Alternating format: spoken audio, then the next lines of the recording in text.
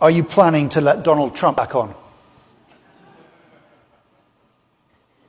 Well, I think there's a general question of was Twitter have permanent bans?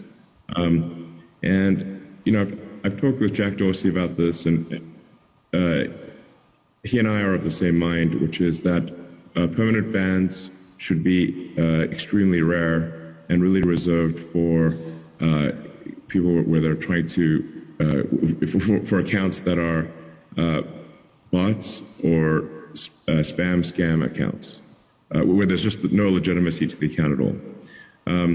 I do think that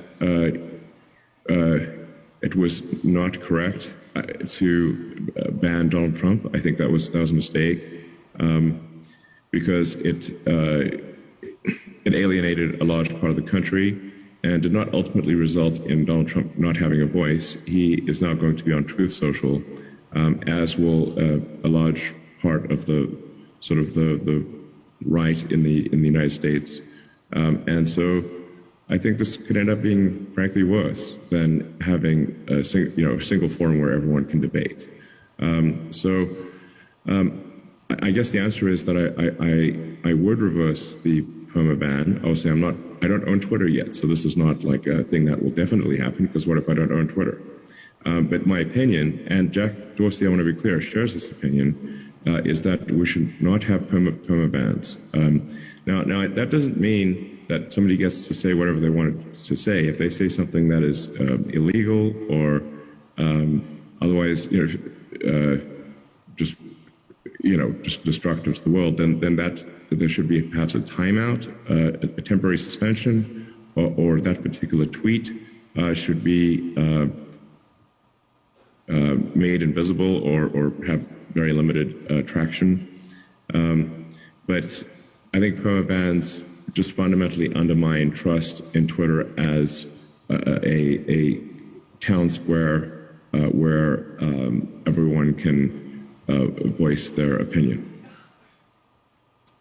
It was I think it was a morally bad decision, to be clear, and foolish in the extreme. Even after he egged on the crowd who went to the US Capitol, some of them carrying nooses, you still think it was a mistake to remove him? I think if there are tweets that are wrong, they should, and bad, those should be either deleted or made invisible, and a suspension, a temporary suspension is appropriate, but not a permanent ban. So if the deal completes, he might potentially come back on, but with the understanding that if he does something similar again, he'll be back in the sin bin. He has publicly stated that he will not be coming back to Twitter, and that he will only be on Truth Social.